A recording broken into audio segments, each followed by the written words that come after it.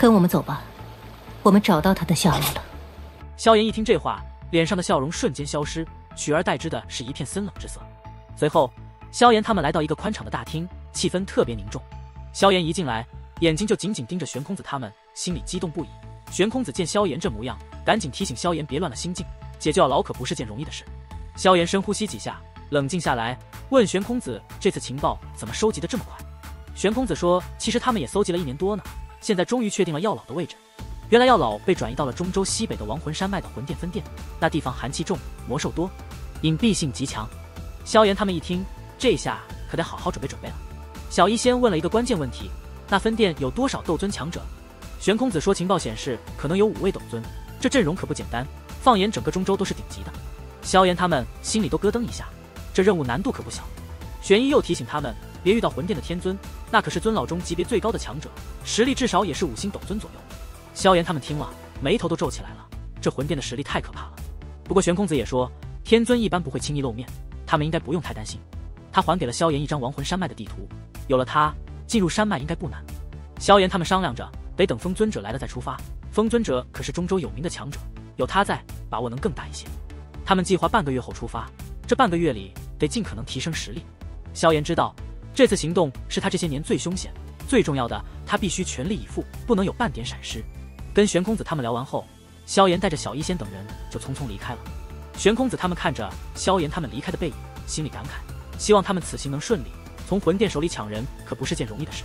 萧炎在准备解救药老的行动期间也没闲着，他在房间里盘腿坐着，手里把玩着一枚血红色的纳戒，这可是从奕晨那儿弄来的，里面的东西肯定不赖。萧炎心念一动，灵魂力量就往纳戒里探去，结果被一股力量弹了回来。萧炎心想，这是被射了灵魂印记啊。不过对于他这种灵魂力量超强的人来说，这点印记根本不算啥。萧炎手指轻轻摩挲纳戒，一股强大的灵魂力量涌出，咔嚓一声就把纳戒里的灵魂印记给抹除了。他的灵魂力量进入纳戒，他随便一搜，手掌上就出现了一卷血红色的卷轴，上面写着血邪宫3个血红大字，一股血腥味扑面而来。萧炎小心翼翼地解开卷轴，大致看了一遍，眉头就皱起来了。这血邪宫可真够邪异的，靠吞噬人血人肉来吸取斗气，手段太狠辣了。虽然这功法能让修炼者速成，但后遗症太大，斗气难以精纯，到了一定层次就很难再进步，还可能会反噬。萧炎心想，天明宗果然是个邪宗。不过这血邪功也算是地阶高级的功法，萧炎随手就把它收进了自己的纳戒，想着以后拿出去拍卖，肯定能换不少好东西。收好血邪功后，萧炎又在纳戒里翻找了一番，没再找到啥特别心动的东西。正打算放弃时，他的灵魂力量突然停在了一个不太起眼的灰色卷轴上，隐隐约约能感觉到有杀伐之气溢出。萧炎眼睛一眯，这杀伐之气他有点熟悉，好像是奕晨最后施展的那强猛斗技里的。他手掌一握，灰色卷轴就出现在手里，轻轻一弹，卷轴就打开了，上面写着几个看似平淡无奇，却弥漫着无尽杀伐之意的字：天明修罗手。萧炎眼中闪过一抹金芒，这天明修罗手就是奕晨先前施展的最后手段。萧炎仔细研习了一遍，发现这斗技的威力果然很强，不过奕晨明显没把他修炼到顶峰，杀伐之气被他体内的血腥之气冲淡了不少。萧炎心想，这天明修罗手需要一种义无反顾的杀伐，生于一念之间，不是光靠血腥之气就能弥补的。这东西能成为天明宗的正宗绝学之一，威力肯定不止奕晨施展的那些。要是能把这天明修罗手学会，萧炎的战斗力肯定能大大提升，对解救药老的行动也有很大帮助。因为还要等风尊者到来，萧炎他们还有些准备时间，但这种凶险的行动时间再长也觉得不够，所以萧炎一得到情报就又开始闭关了。小医仙他们也被萧炎感染，这段时间也少有外出，努力提升实力。玄空子他们理解他们的心情，就吩咐下去不要去惊扰萧炎他们，还派了侍女过去，萧炎炼丹缺啥就赶紧送啥。萧炎在这种废寝忘食的闭关下，半个月时间就悄悄过去了。萧炎终于出关了，虽然看起来有点狼狈，但脸上满是兴奋。天明修罗手略有所悟，出关后萧炎休息了2天，把状态调整到巅峰，现在就等风尊者到来，然后出发解救药老。萧炎没等多久，在他出关后的第5天，正在研习天明修罗手的他突然站了起来，因为他察觉到一道熟悉的浩瀚气息出现在感知中。没错，风尊者到了。风尊者一来，大殿里就热闹起来了。玄空子跟风尊者寒暄着，风尊者旁边还坐着个面色古板的老者，叫铁剑尊者。这老者可不简单，5年前曾以一人之力血洗了御剑门呢。萧炎他们也来到了大殿，风尊者一看到萧炎，惊讶地发现他居然已经达到了9星斗宗的实力。这才1年多的时间，萧炎的进步可真是神速啊！风尊者又看了看小医仙和天火尊者，这俩人都是3星斗尊的强者，实力可不弱。风尊者感叹萧炎成长得太快，同时也介绍了铁剑尊者。铁剑尊者是为了报答药老的恩情，主动来帮忙的。萧炎对铁剑尊者很敬佩，这种关键时刻能挺身而出的人真是难得。他们开始商量解救药老的事。风尊者说他一直在找帮手，但很多强者都因为害怕得罪魂殿而退缩了。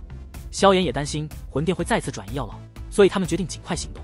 萧炎果断地说道：“明日便动身。”风尊者也同意了，觉得兵贵神速，先给魂殿一个措手不及。玄空子虽然觉得有些仓促，但也支持他们的决定，祝愿他们此行顺利。萧炎心里激动，为了这一天，他努力了这么多年，现在终于要动手了。他暗暗发誓，一定要把药老从魂殿手中救出来。第二天一早，萧炎他们悄无声息地从丹塔出发了，几个闪烁就消失在天际。他们在圣丹城外的山峰上集合，萧炎轻点了一下人数，面色瞬间变得凌厉和凝重。他大喝一声：“走吧！”率先化为一道黑线，朝着远处天际飞掠而去。风尊者、小医仙他们紧随其后。萧炎他们一路赶路，终于在第4天下午抵达了亡魂山脉。他们先在山顶调息了一会儿，然后风尊者提醒大家，进入山脉后要小心，不能远离，因为里面寒雾浓，魔兽多，还可能有魂殿的防御措施。他们进入山脉后，发现找魂殿分殿的位置可不容易，地图作用不大，只能靠自己摸索，而且越往里走，麻烦越多。天色一暗，风尊者说不能再赶路了，因为夜里的魔兽太凶狠，还容易惊动魂殿的人。他们正打算休息呢，突然听到一些悉悉索索的声音。风尊者一听，脸色都变了，说这是食蚁群。这是食蚁群，可是亡魂山脉的恐怖存在，数量多得吓人，连8阶魔兽都得躲着走。萧炎他们没想到这么倒霉，一来就碰上了这棘手的东西。风尊者赶紧让大家准备撤退，别跟蚁群硬碰。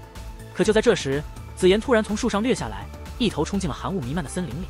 风尊者他们急坏了，这丫头是不是找死了？结果就在他们一脸愕然的时候，紫妍又毫发无损地从寒雾里出来了，肩膀上还趴着一只暗金色的8翼巨蚁，正是食蚁后。风尊者他们看到这一幕都惊呆了。紫妍嘿嘿一笑，说道：“走吧，这大家伙知道魂殿的所在地。”在以后的带领下，萧炎他们顺利地深入山脉，来到了魂殿附近。他们发现这里的雾气突然变得稀薄了，眼前是一个4面环山的巨谷，谷里有一个巨大的黑色巨殿，看起来阴森森的，让人不寒而栗。萧炎他们意识到，这里就是魂殿了。风尊者感应到里面有5位斗尊强者，还有不少斗宗和其他更弱小的气息。他们商量了一下，决定让萧炎趁机进入魂殿找药老，其他人则负责拦住魂殿的强者。紫妍用他的能力划开了空间屏障，让是10魔蚁先冲进去。这些魔蚁可是厉害的很，能把魂殿的人咬得够呛。萧炎他们也紧随其后，准备上演一场虎口夺食的好戏。与此同时，在黑色巨殿的深处有一个巨大的广场，广场上有很多黑色石柱，石柱上布满了诡异的符文。在这些石柱之间有无数的黑色锁链，锁链的尽头悬浮着一个个痛苦的灵魂肢体。